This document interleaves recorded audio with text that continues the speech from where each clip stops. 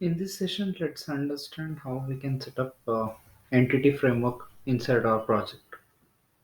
So I have opened Visual Studio Code.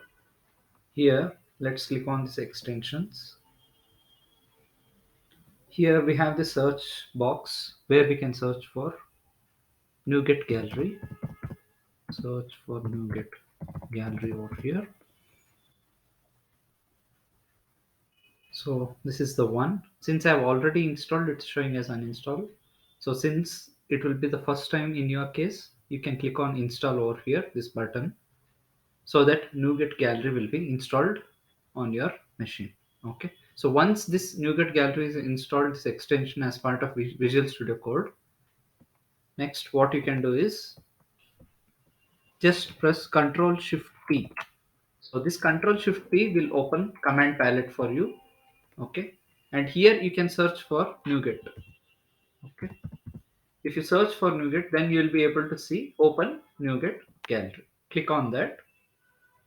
So this is the place where we'll be installing NuGet packages, required NuGet packages. So this is the centralized location. NuGet Gallery is the place where we can install the NuGet packages. We can search here for entity framework. So we have to search by using Microsoft dot entity framework or dot SQLite. So once you search this, you'll be able to see over here. I'll just close this Explorer. So here you can see Microsoft.entity framework core.sqlite. Just click on this.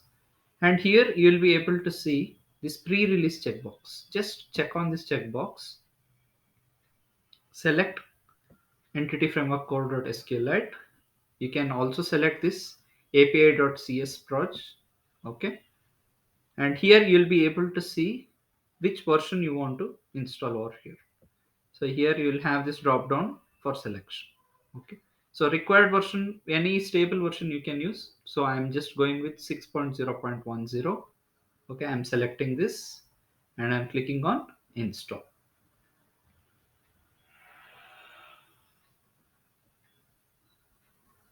Here you can see that the task is running.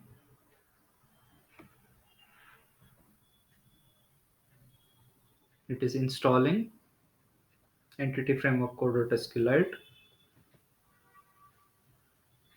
and it got installed successfully. Here you can see that uninstall button got highlighted over here because it got installed successfully. Now we want to verify whether our entity framework code got installed successfully into our Visual Studio Code. This extension, this package got installed or not. Let's check. Okay, let's close this. Open Explorer, and here you can open api.cs project. So here, once you open this api.cs project, you'll be able to see Microsoft.entity framework core.sqlite, and here is the version which we have installed. So if you are able to see this, this means to say that we have installed entity framework core successfully into our project. Okay. So we have installed this. So next, what is the next step? Next step is to create a new folder inside API project. Okay. Let's create a new folder by right click, new folder. You can name this as data. Okay. Inside this data folder, what we have to do next is create a new file with name as datacontext.cs. Okay, let's create new class with datacontext.cs and press enter.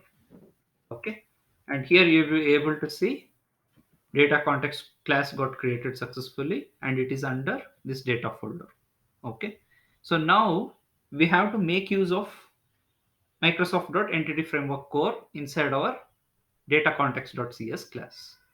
Okay, what all we have to do? So first thing we have to do is we have to inherit this data context class from db context. Okay, db context. Next point is we have to create a constructor for this, that is public data context. Can use this, and here we are going to pass db context options. Okay, provide the reference as options. Okay. And one more thing what we have to do is we have to provide data set for this, that is public db set, and for which one we have to you want to provide, that we have to provide over here, that is db set for app users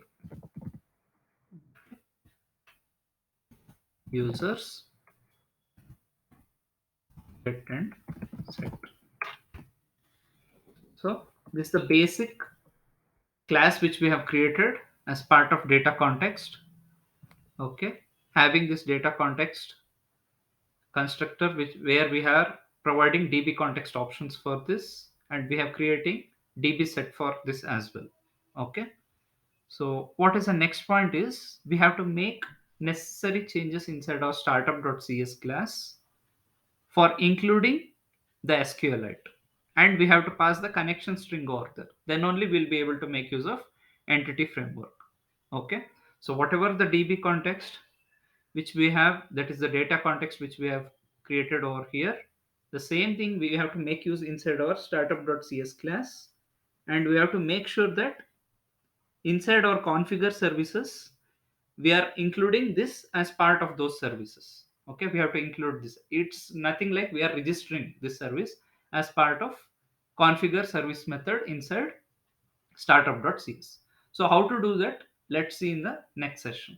Thank you so much for watching this video, guys. Please like, comment and share this video, and kindly subscribe to my channel in order to watch more videos. You can click on that bell icon in order to receive notifications whenever I'm uploading a new video.